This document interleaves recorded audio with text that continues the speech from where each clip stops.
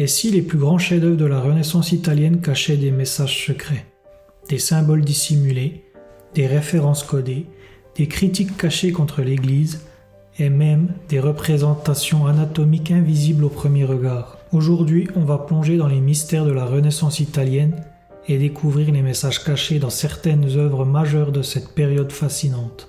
On va parler de Léonard de Vinci, de Michel-Ange, de Sandro Botticelli et d'œuvres comme La Seine, La création d'Adam ou encore Le Printemps. Ça ne sera pas une analyse approfondie car je pense analyser ces œuvres plus tard et aussi sûrement plusieurs épisodes de ce format si cela vous plaît. Accrochez-vous, certaines théories sont troublantes.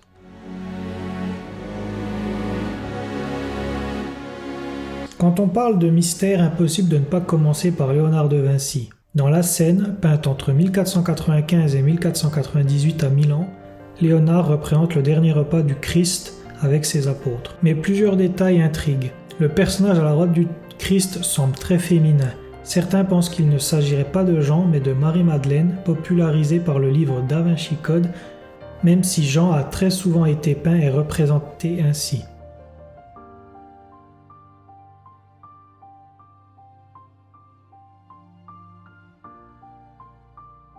La forme en V entre les deux personnages pourrait symboliser le féminin sacré. La notion de féminin sacré renvoie à une croyance ésotérique selon laquelle les femmes posséderaient un pouvoir surnaturel particulier, activable grâce à une initiation occulte. Les groupes d'apôtres sont organisés par 3, un chiffre fortement symbolique. Quelle est sa symbolique ? Le chiffre 3 est présent tout autour de nous. Il évoque le passé, le présent et le futur. Il symbolise également la naissance, la vie et la mort. Il permet de distinguer le monde matériel du monde spirituel et du monde divin, tout en rassemblant le corps, l'âme et l'esprit. Est-ce volontaire, mystique ou simplement une composition artistique équilibrée ? L'écriture inversée. Léonard écrivait en miroir. On retrouve cela dans ses carnets comme le Codex Atlanticus. Était-ce pour cacher ses idées, pour éviter la censure ou simplement parce qu'il était gaucher ? Chez Léonard, science, art et mystère se confondent.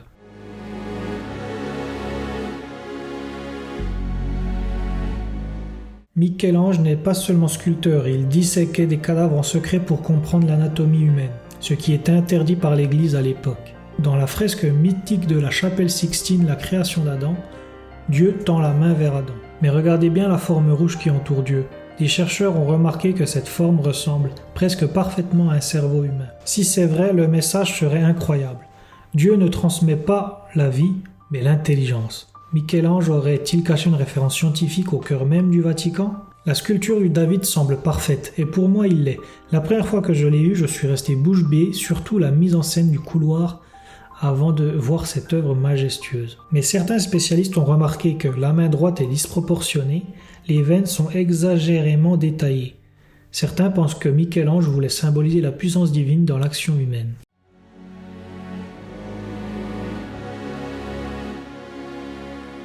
Avec Sandro Botticelli, on entre dans un monde plus subtil. Dans Le Printemps, il y a 500 espèces végétales identifiables. Rien n'est placé au hasard. Les personnages représentent Vénus au centre, les 3 Grâces, Mercure, Zéphyr. Mais derrière cette scène mythologique se cacherait un message néoplatonicien. L'élévation de l'âme vers le divin par l'amour et la beauté. La Renaissance est une période où la philosophie antique revient en force, parfois en tension avec le dogme religieux.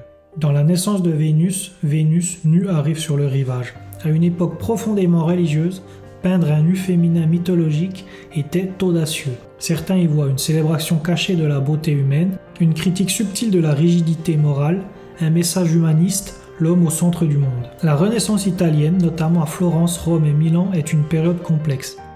L'Église est puissante, l'Inquisition existe, les artistes dépendent des mécènes religieux. Cacher un message pouvait permettre de contourner la censure, d'exprimer les idées philosophiques audacieuses, de dialoguer avec une élite intellectuelle capable de comprendre les codes. Il ne faut pas tomber dans le fantasme, tout n'est pas complot, mais à cette époque, le symbolisme est omniprésent. Les artistes parlent par métaphore visuelle. Ce qui rend la Renaissance italienne fascinante, ce n'est pas seulement la beauté des œuvres, c'est leur profondeur. Chaque geste, chaque couleur, chaque posture peut être esthétique, symbolique, politique, spirituelle. Que les messages soient intentionnels ou non, ces œuvres continuent de nous interroger 500 ans plus tard. Et c'est peut-être ça le véritable génie de ces artistes. Si cette vidéo t'a plu, dis-moi en commentaire, quelle œuvre devrait-on analyser dans un prochain épisode? Est-ce que ce format plus court où je ne rentre pas dans les détails vous plaît, ou vous préférez des vidéos plus longues mais sur une seule œuvre? On pourrait parler des mystères de la Joconde, des secrets de l'école d'Athènes, ou encore les symboles cachés dans les œuvres de Raphaël. Like, abonne-toi et active la cloche. Et surtout, regarde les œuvres d'art un peu plus attentivement.